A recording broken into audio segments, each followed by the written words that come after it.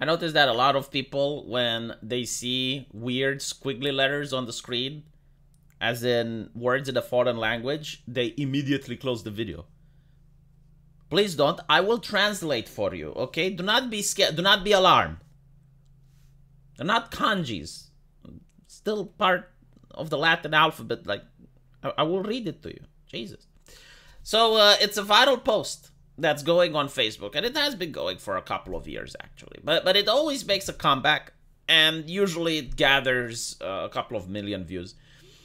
And allegedly it's written by a kid, but I do believe it, because when I was at this particular age group, I too had similar thoughts about the world. And this has to do a lot with the Romanian education system. Like, this is why people are sharing this, and they are appreciating this, because the Romanian education system is teaching people to think this way. Now, I don't know if it still does, by the way, because it's been a couple of years since I finished it. However, this is how I was educated, and it was amazing. So, you got this person, I think is like a 5th grader, 6th grader, based on what he's writing. And the task, the homework that he was made to write was how he spent his summer vacation. Yeah, this is something like teachers give as a homework in order for the students to learn how to write better. Basically, like, get them to write some garbage just so that they can get used to writing. And this particular student wrote the following. How I spent my summer vacation is none of your business. It is my personal business because summertime is my personal time. So I am not obligated to report to anyone about how I spend my private time. You need to respect human rights. And if you want to grade me for this essay, Miss, and she names the teacher, we are going to have a meet-off of the European Court of Justice. You're going to receive the court summons by mail, and I will already be there at Brussels with other personal business. What type of business? Again, it is my personal affair and doesn't concern anyone. Now, obviously, this is beyond hilarious, right? This student has absolutely no understanding about the European Court of Justice or some of the other things that he is discussing here. But he does understand the core principles. Like, he does understand that there is a separation between the private and the personal. Something that left-leaning university students in America not only fail to grasp, that it is a human right, the right of privacy, but they don't believe that they have a right of privacy. They don't believe that they should, or other people should. And what's interesting about this is it all started, I believe, with third wave feminism, when they said that everything is political. So in other words, the way a woke person would look at this way of thinking would say, no, your summer vacation, it is my concern because it is political. So what you do in your private time, right, in the sanctity of your own bedroom, is actually political. Like, you may have done something in your summer vacation. You may have said a gamer word. You may have gone to a rally to a cause that I don't support. You may have said something on social media that's offensive. So due to that, I need to know what you did in your vacation. In fact, we need to know, everyone needs to know what you did in your vacation, so that we can punish you if you did anything wrong. And this is the opposite way of thinking. This is the complete different way of thinking. I'm curious, like, what do the kids in the United States who learned their LGBTs early in school, what type of essays they write about their vacation time? I wouldn't be surprised if, like, you'd be encouraged to actually write that you did some activism somewhere, and what a virtuous person you are, so that everyone in the class claps. I was talking with a friend of mine, and they said something that was mind-blowing to me. They said that they managed to have acquaintances, and they talk with people from all over the political compass.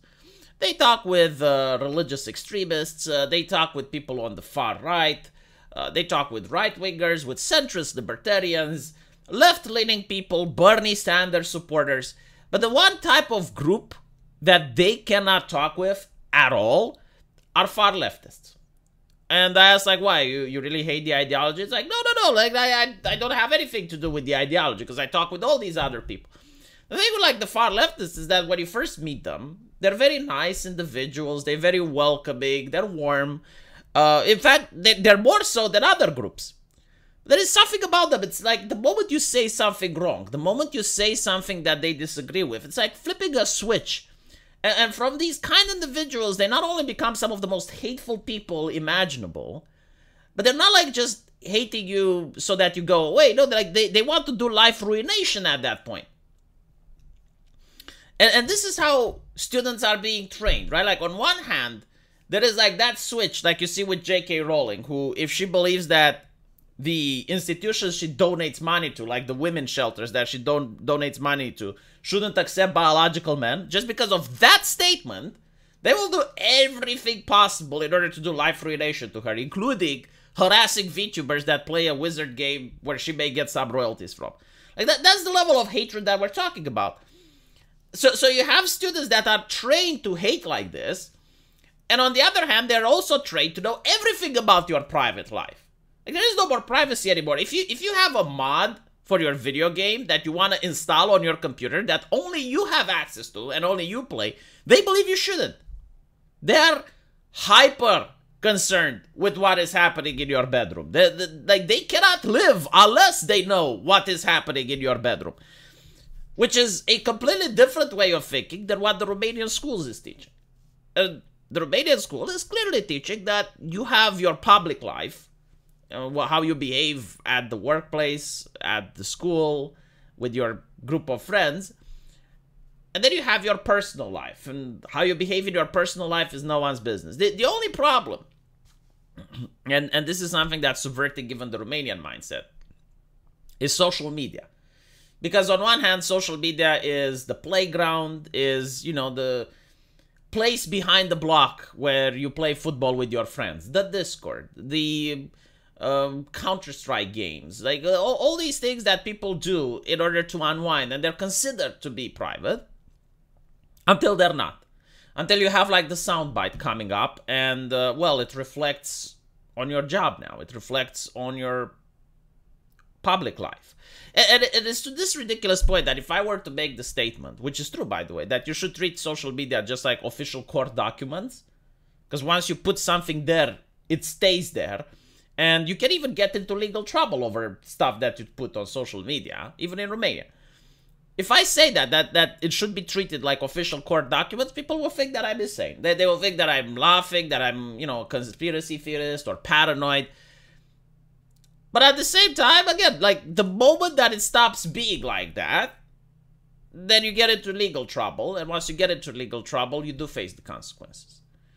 So this is how they're managing to subvert people. It's like, yeah, sure, the sanctity of your own bedroom. Until you open a laptop and you post something online, and then it becomes public concern.